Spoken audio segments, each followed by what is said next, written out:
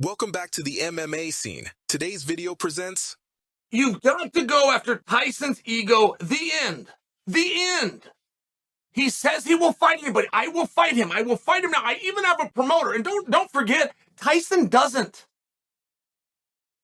I was very surprised to learn what little power Tyson has in the business. I mean, when he called out Francis, but he couldn't get a promoter to go along with him, I was really surprised. I thought Tyson could make a phone call, have some favors, have some friends, get things done. It turns out that he can't. I'm not teasing him. I'm just telling you that I was surprised. So if Jon is going to Tyson and he wants to fight, you have one promoter, who's Dana White. You have one promoter that said, we will figure out how to pay him. All he has to do, and I do mean all he is call me.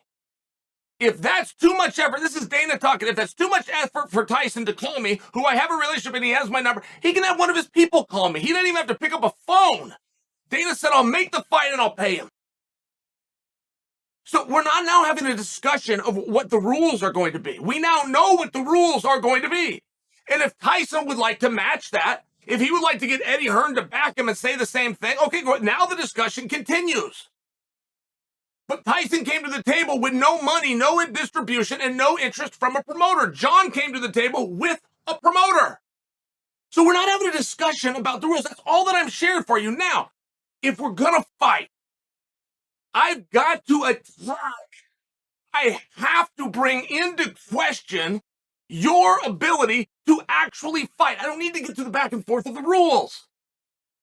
I need to talk about the fact that you've got a smaller man. You have a 205-pounder.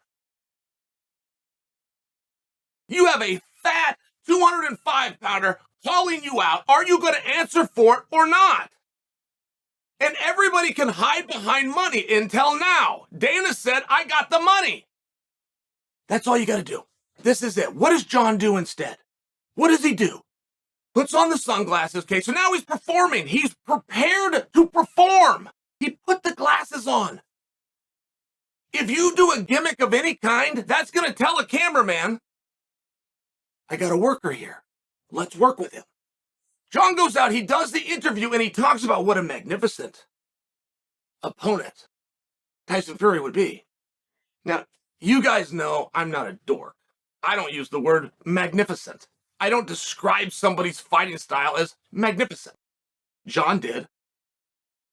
What a magnificent fighting... Well, what a great opponent Tyson Fury would be. This is how he came at it. But you got to understand, if you're Tyson Fury, I don't want to fight you.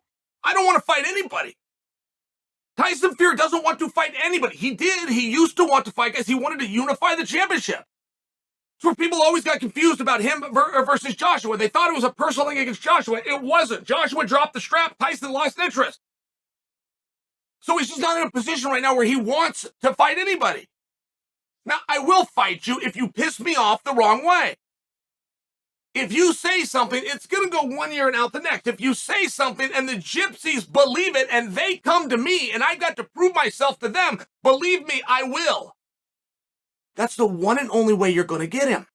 Thanks for watching us. Don't forget to subscribe and turn on notifications to get the latest news first.